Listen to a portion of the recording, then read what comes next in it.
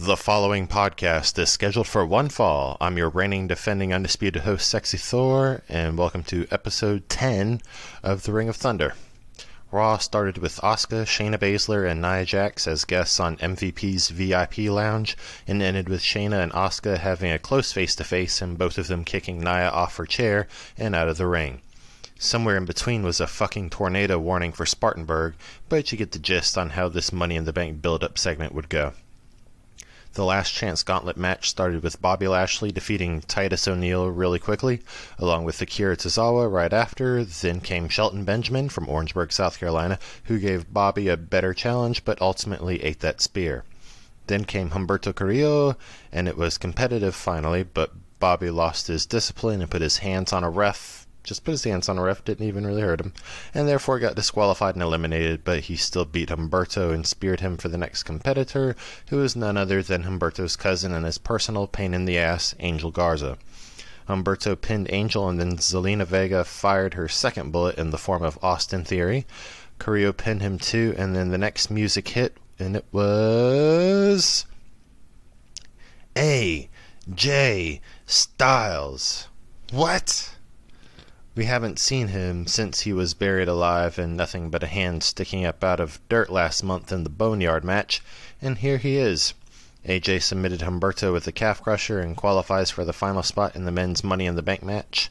He continued to slam Humberto's leg against the post and then said he's not a ghost or a zombie, and that just because he got buried alive doesn't mean he lost to The Undertaker, because there are no rules in a Boneyard match, but now he's here to win the briefcase and get an opportunity, and he'll throw someone off the top of WWE headquarters to get it. Even though that's murder, I don't doubt that. In an interview with Seth Rollins, he said in all his Messiah ways that he wants to unburden Drew McIntyre of the WWE Championship, because Drew isn't ready for all that comes with being champion. I can kind of see his point, though, with how everyone turned on Seth halfway through his Universal title reign, but still, he kind of cray-cray. A commercial for next week's Raw advertised Edge coming around to hunt Randy Orton. Neither have been seen since WrestleMania, so this should be interesting. Also, Becky Lynch will be here to confront whoever wins Money in the Bank. Speaking of interesting, things got that way in the tag division because Shane Thorne and Brendan Vink defeated Ricochet and Cedric Alexander to get their first victory on Raw. They're both being managed by MVP, by the way. Continuing on with tag team action, the Viking Raiders pinned the Street Profits in a non-title match, so that usually means a title match is about to be right around the corner. Charlotte Flair went head-to-head with Liv Morgan ahead of her NXT Women's Championship match with Io Shirai on Wednesday, and this was some good long-term storytelling because last summer, after Liv was sent to SmackDown as a singles competitor, still in her juvenile delinquent persona, she pretty much did the house show circuit only, and the one time she did get on TV back in July, she had a match with Charlotte and got beat pretty bad, and she said Charlotte was right about me. When I come back, it's going to be real, and she was off TV until Bobby Lashley's and Lana's wedding. And this time she actually hung in with the Queen and even got Charlotte frustrated, but Charlotte got her in a Boston Crab, which slowed her down enough for Charlotte to eventually get her in the figure 8 leg lock and get the win. But all the kudos to Liv. Her start-stop push at the beginning of the year had me concerned a bit, but she's been stepping up big time, and I hope we'll have plenty of big moments from her this summer and beyond. Drew McIntyre versus Murphy, don't call him Buddy, was the main event, and Drew pretty much treated Murphy like the sacrificial lamb Seth wants him to be.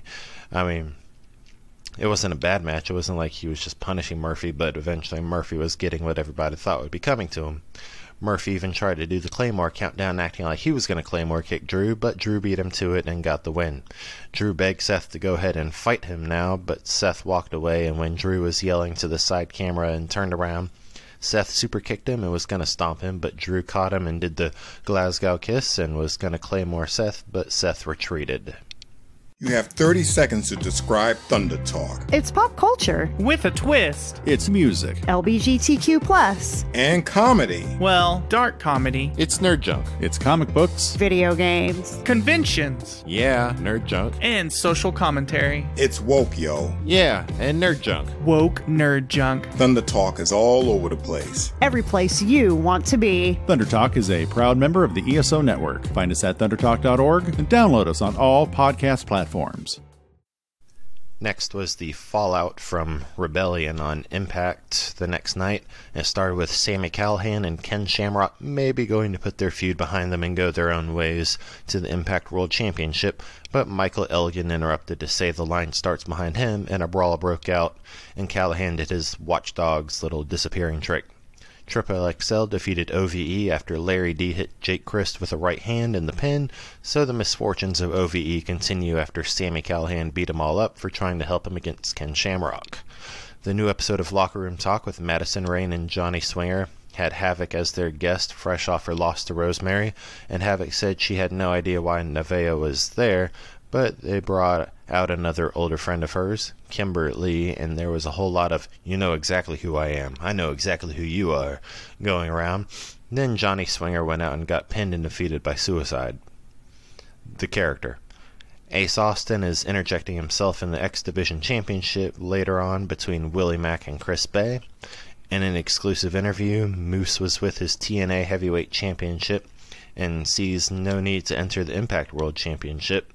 We're not exactly certain how he got the TNA Championship, as it was brought out just for the TNA special last month, and now it's in Moose's possession, and he feels he has actually earned it because he's beaten in the past Ken Shamrock and Rhino and other TNA legends, and of course Elgin and Hernandez at Rebellion. Joseph P. Ryan steals another one from Cousin Jake of the Deaners with the most devastating move with a handful of tights.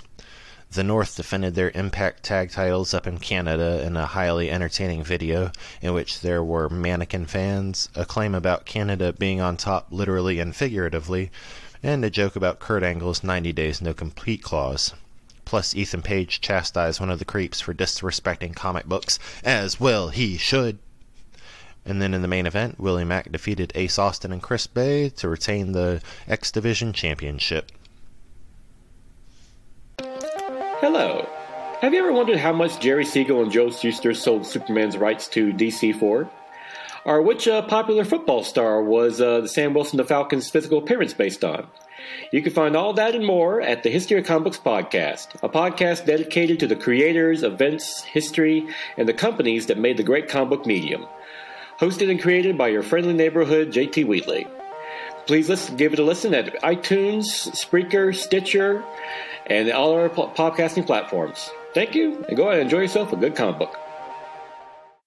On NXT, Johnny Gargano defeated Dominik Dijakovic with the help of Candice LeRae, and exposed Turnbuckle and his DDT finisher renamed One Final Beat after his final fight with Tommaso Ciampa. Fabian Aichner and Marcel Bartel laid down an official challenge for the NXT Tag Team Championship in a video promo after they attacked Matt Riddle and Timothy Thatcher last week. Akira Tozawa defeated Jack Gallagher in like 4 minutes to go 2-0 in Group B and remain on top. Chelsea Green defeated Xia Li thanks to a distraction by Aaliyah, who received a boot in the face from Lee. After the match, Aaliyah was still sitting there stunned when Robert Stone helped her up. She walked away, but maybe she's a future client of Stone's. Carrion, Don't Call Him Killer or Kowalski or Killer Kowalski Cross and Scarlett made their in-ring debut and bringing their sexy heavy metal apocalypse to NXT, and Leon Ruff was the first victim. Like seriously, the fog didn't even completely clear out of the ring before Ruff tapped out to the cross jacket. Charlotte Flair versus Io Shirai ended rather disappointingly after Charlotte hit Io with a kendo stick and got disqualified, and then started beating on Io until Rhea Ripley came out for the first time since WrestleMania and chased Charlotte away. Io then followed Ripley and cursing her out in Japanese until they got outside. They started brawling and were eventually separated. And apparently the NXT parking lot is a very dangerous place. Kushida defeated Jake Atlas to go 2-0 in Group A in the NXT Cruiserweight Tournament, and Finn Balor came out to address his mystery attacker, saying if you want to get to the top, you attack the top guy, and then you get the push, but when you step in the ring with the Prince, the push is actually a squash. And squash is what Cameron Grimes did to Denzel Dejournette right after, and then got on the mic and was running his mouth about how it's too bad the mystery guy got to Balor first, because if he had the chance, he would slap Balor right in his face. And while he was talking, Finn came right back out and got in his face, daring Grimes to slap him. Grimes was trying to backpedal and then tried to take a swing, then Finn did a mini coup de grace and sling blade on Grimes. Adam Cole defeated Velveteen Dream to retain the NXT Championship only because at one point there was a scuffle between Roderick Strong and Bobby Fish with Dexter Lumis, and that's what caused the ref to be knocked out when the Dream had a 1-2-3, and so on and so forth. Damn. On Dynamite, Cody defeated Joey Janela to open the show. Then Nyla Rose was fed an 18-year-old local wrestler named Kenzie Page, who's been wrestling since she was 14 apparently, and now she's been crushed by the native beast. We got back-to-back video promos of MJF announcing he's fully healed, maybe even over-healed, because that's a thing, and Shawn Spears heavily implying that Cody wanted his brother to get ruined by Lance Archer so he can hold all the Rhodes power in AEW. We went back to the arena where MJF and Spears were congratulating each other on being awesome when Tony Schiavone informed MJF that Tony Khan booked MJF for Double or Nothing against Jungle Boy, to which then MJF spit out his drink. All Triple H-like. Jon Moxley defeated Frankie Kazarian, and then they were attacked by several members of the Dark Order. Scorpio Sky and Christopher Daniels tried to help, but they were beaten down too. The Exalted One Brody Lee came out and said he's not the same man who looked eye to eye to Moxley in the past, alluding to all the battles between the Shield and the Wyatt family, and laid down the challenge for the AEW World Championship, and Mox replied, "Dude, all you had to do was ask," before getting kicked in the face by Lee. After a video of Brandy Rhodes telling Jake the Snake to keep her name out of his old dirty mouth, because she's fucking awesome like that, Lance Archer defeated QT Marshall, and because earlier in the match, Britt Baker hit Marshall with her shoe and then Brandy tossed that shoe down the arena, Britt hit her with a DDT after the match and tossed her in the ring when Jake brought out his literal snake and put it on an unconscious Brandy as a message to Cody. The main event was Matt Hardy and Kenny Omega versus Les Sex Gods of the Inner Circle, Chris Jericho and Sammy Guevara, and woo, this was wild. It started in the ring, and all sorts of stuff happened, from Jericho having a confrontation with Pineapple Pete, who he's facing this coming week, to Matt Hardy going from Damascus to regular Matt Hardy, to the action going in the arena hallways and tunnels. They're in the Jaguars stadium, by the way, to Hardy getting shoved in an ice bin and re-emerging as Damascus, who commandeered a golf cart and ran over Jericho and Guevara while Omega was holding a broom, as I guess a sort of nod to his nickname, the Cleaner. Eventually, Santana and Ortiz jumped in, and it turned into a 5-on-2 real quick, and the Inner Circle walked away with the victory. That was actually the most normal and exciting wrestling has felt in 2 months, and I do miss it. By the way, the wrestlers in the crowd got to literally follow the action, and I didn't see a whole lot of social distancing being practiced then. Did you ever wonder why there are 24-hour kid networks? In my book, The Best Saturdays of Our Lives, I write about how Saturday morning became a competitive business and the proving ground for what would become the 24-hour kid network. My book covers the big bang of the 1960s explosion of high ratings to the early digital age of Saturday morning's last hurrah, the 1990s. You can purchase my book by going to thebestsaturdaysofourlives.com, and I will ship you a signed copy. On NXT UK, this episode was about the rise of Imperium, which I already kind of talked about a couple episodes ago, so just a recap on the matches they showed. The first was Walter's in-ring debut days after TakeOver Blackpool against Jack Stars, and the NXT UK universe became very familiar with Walter's chops that literally left a big red handprint on Stars' chest. Burns just thinking about it. The second was May 2019, when Pete Dunne got a rematch for the WWE United Kingdom Championship, which was thwarted when Fabian Aichner and Marcel Bartel came to Walter's aid and formed Imperium. Bartel and Walter were already friends and familiar with each other's work from when they wrestled in Germany, where Bartel is from. Walter is from Austria, so you can see it's not a huge stretch. The next match was June 2019, when Walter, Aichner, and Bartel took on British Strong Style and got help in the form of a masked man who turned out to be Alexander Wolf, the Dresden Hatchet Man. Imperium and their dominance was finally made whole. The final match was Imperium versus Undisputed Era at Worlds Collide on January 25th, 2020, the night before the Royal Rumble, when the world still ran like normal and everyone was excited for all the things 2020 would bring. Oops. However, this was an event in 2020 that didn't disappoint, partly now with hindsight being that it actually happened. Alexander Wolf did get injured early on due to a freak accident, so it was 3 versus 4 in Undisputed Era's favor. Or so they thought, because with a weapon like Walter, who even needs a wild card? Imperium still emerged victorious, and the episode ended with Walter talking briefly about the next man up, Finn Balor, even though, like the last episode, said it was Ilya Dragunov. I don't know, I'm just excited for both of these matches to happen. Next week is a Superstar Picks, so prepare your brains to just learn about some random matches. On SmackDown, Sonya Deville defeated Mandy Rose in this heated beginning to SmackDown, even though it was with the surprise roll-up. They made wonderful use of the empty arena thing with yelling that worked for the story, and their star power just keeps getting up and up. A chaotic 8-man tag match between New Day and Lucha House Party versus Miz and Morrison and the Forgotten Sons ended with Miz giving Lince Dorado a skull-crushing finale and getting the 1-2-3. Then they had a little heated argument or chippiness with the Forgotten Sons for some reason. Jeff Hardy and Sheamus finally got their confrontation, and then Sheamus went to snuff out Jeff's barely burning flame, but Jeff got the best of him and hit him with a twist of fate and swanton bomb.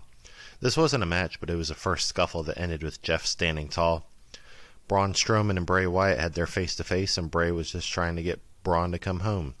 He offered Braun his old black sheep mask, and even all the puppets took turns saying, "Come home, Braun." But Braun declined because he's already home and he's got the Universal Championship. Bray did allude that there were things to come, so Sunday should be very interesting. Then Daniel Bryan and Drew Gulak took a walk with Otis, and it seems Otis will gladly be their third teammate in the 6-man tag match against King Corbin, Shinsuke Nakamura, and Cesaro after what Corbin said about Otis and Mandy. Bayley and Sasha Banks versus Tamina and Lacey Evans ended with Tamina hitting Bayley with a super kick and Samoan drop and getting the pin, and Sasha ate a couple of women's rights from Lacey leading up to it. The SmackDown hacker gave us another video reminding us that a team is about to break up soon due to someone's betrayal, and they showed the possibilities being New Day, fat chance, Carmella and Dana Brooke, and Bayley and Sasha. We shall see. The previously mentioned 6-man tag match was underway, and shock, the third man on Bryan and Gulak's team was Otis. Corbin hit Gulak with a deep 6 and got the pinfall, which was just a weak-ass transition into the real action, which was a brawl between all teams, which had Gulak, Cesaro, and Nakamura move on out and left Bryan and Otis to take on Gulak, and it started with them trying to use a way too small ladder to get the briefcase that doesn't count, but that was disposed of. But when Otis tried to step on it and kept breaking the rungs, but it ended with Corbin climbing the much bigger, more correct ladder and getting the practice briefcase. But he didn't win anything, he just got a plastic briefcase. On 205 Live, this was Oney Lorcan's episode, and the match that made him was Starrcade 1996 when the J-Crown champion Ultimo Dragon, who brings his 9 titles with him with the help of his manager Sonny Ono, took on Cruiserweight champion Dean Malenko to unify their titles. Ultimo Dragon was able to emerge victorious by hitting Malenko with a Tiger Suplex and getting the pin off of that. Lorcan introduced his favorite 205 match that he participated in while squatting while holding his Corgi Riley. This episode was just as awesome as I thought it would be. It was from this February when Lorcan and Danny Burch took on Arya Daivari and the Brian Kendrick in a no-rules match. It started to dawn on me that I might have already covered this match earlier when Daivari took a splash on Burch from the top of a ladder, but then I wasn't so sure when they duct-taped Kendrick's foot to a bottom turnbuckle, and I was sure I didn't cover this when Lorcan and Burch hit Daivari with an implant DDT and got the win. So who was I thinking of that was going against Daivari? I don't know. But on to Money in the Bank on the kickoff show. Jeff Hardy defeated Cesaro in his first pay-per-view since like WrestleMania 35.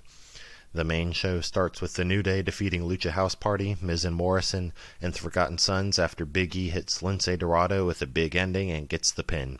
In what was supposed to be a match between R-Truth and MVP, while Truth was trying to teach MVP how to swish, Bobby Lashley came in and told MVP to take the night off, which MVP happily obliged, which confused Truth, and he accidentally slapped Bobby in the face, which unleashed the Almighty, and not too long after, Truth got hit with a spear and Lashley gets the win. Bayley defeated Tamina to retain the SmackDown Tag Team Championship by crucifix pin with a side of Sasha interference. Tamina was going to hit her with a Samoan drop anyway, but Sasha struck her down and they ran away. So Sasha and Bayley's friendship is pretty safe for now.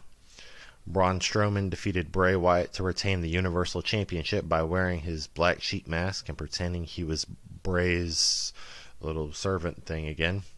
Bray and the puppets were so overjoyed, but then Braun stepped on his mask, hit Bray with a power slam, and got the win. The Fiend's not gonna be happy about this. Drew McIntyre defeated Seth Rollins to retain the WWE Championship, and they actually shook hands after. Afterwards, R-Truth was feeling dejected after his match because he was missing his baby, the 24/7 championship, so he swore to get it back from Tom Brady. Alright. I highly recommend Truth do it December 20th at 1 p.m. or January 3rd at 1 p.m. Just a thought. Finally, we had the wonderful cinematic Money in the Bank match, and both men and women were introduced as they came in the lobby, and it was insanity from there. You just gotta see it to believe it. Just like I told you with the Firefly Funhouse match and the Boneyard match. But yeah, highlights include AJ Styles getting serious Boneyard match PTSD, everybody wrecking Paul Heyman's epic meal that was happening for some reason, a stare down between Otis and Nia Jax, Dana Brooke taking the Money in the Bank briefcase in the conference room and Stephanie McMahon showing up to tell her that's the wrong one, Otis hitting John Laurinaitis in the face with a pie in the cafeteria, and this is the Bellatune stepdad, everybody. AJ and Daniel Bryan getting yelled at by Mr. McMahon when they crash into his office. Dana Brooke wiping out on a freshly mopped floor. Otis doing the yes chants while Daniel does the yes kicks on Corbin, then gets yes kicked himself. Asuka winning the women's Money in the Bank match. Corbin throwing Rey Mysterio and Aleister Black off of the roof and being opposite AJ on the ladder. And they both unhook the briefcase at the same time and are fighting over it when Elias comes out of nowhere, just like an RKO, and hits Corbin with a guitar, so it seems AJ has it, but he never really gets a proper hold on the briefcase, I guess because we're going on like NFL catch rules. And then he drops it right into Otis's waiting hands, and Otis is officially Mr. Money in the Bank. Wow. And that's the 1, 2, 3. Thanks for locking up with me in the Ring of Thunder. Kick butts, nut nuts.